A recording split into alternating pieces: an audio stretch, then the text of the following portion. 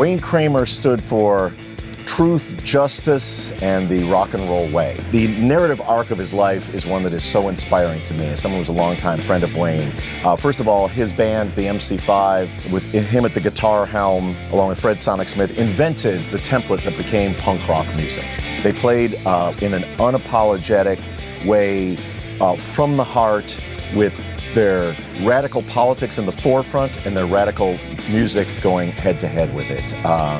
Then he had a period of time in his life where he was an outlaw. Wayne spent some time in prison with drugs and alcohol, and then came out of that in his later years to be a real saintly hero of the downtrodden and the oppressed, with his organization Jail Guitar Doors, providing instruments for inmates as rehabilitation tools, to the hundreds of benefit shows and charity shows that he played. He devoted his time to helping those who needed it most, all with a guitar in his hand. I've known Wayne a long time.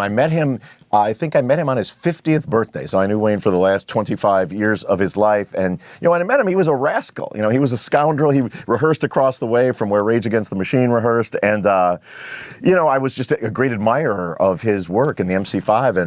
And when there was some MC5 tribute record, I raised my hand first and said, we'd love to be a part of it, but it's got to be Kick Out the Jams. If, Aliens landed and you said, what is like the rawest moment in the history of rock and roll, that live recording of Kick Out the Jams with the, starts with Kick Out the Jams, motherfuckers!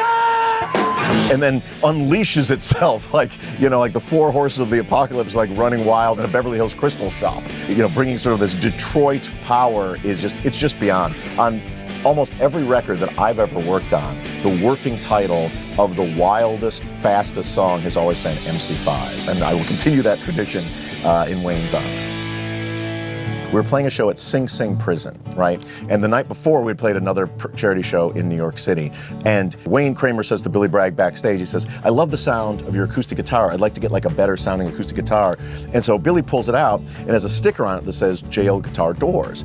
And Wayne's like, what's that? And Billy's like, well, it's this program that I run in England that provides instruments for inmates. And it's named after the Clash song, Jail Guitar Doors. And Wayne says, yeah, that song was written about me. And Billy's like, what? He's like, yeah, Wayne and his deals of cocaine, etc. in the first line of his song by The Clash.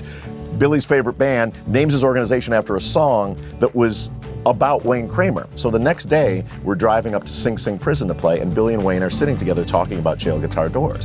We play a show at the prison, and Wayne gets up in the middle of these performances and gives a speech. Now, I know Wayne for a while. Wayne was a good friend and a great, great dude, but he transformed in front of this audience of hardened inmates. His vernacular changed. He spoke as one of them to them. Us watching Wayne, we're all just like, holy shit, like Wayne Kramer, we didn't really understand. And then afterwards, on the bus ride back, Wayne and Margaret decided to form Jail Guitar Doors USA. In programs in, I think, hundreds of prisons around the country. They've got the CAPO Center here in Los Angeles for people who are youth who are out of prison to learn how to make beats and have jobs in the music industry. It was Saul on the road to Damascus. Like the light came down and Wayne Kramer changed before my eyes and began this incredible organization that will continue not just his legacy, but the legacy of goodness that was in Wayne's heart. What I love about Wayne Kramer and his legacy is the inspiration that continues to provide. Seeing Wayne daily on the front lines, one, as a great father, two, as a great guitarist, and three, as an inspiring activist. Those things will echo through the ages, especially through Jail Guitar Doors and the CAPO Center, where both the people who work with Jail Guitar Doors and the people that Jail Guitar Doors, the hearts and souls that it touches, Wayne's spirit continues to march on.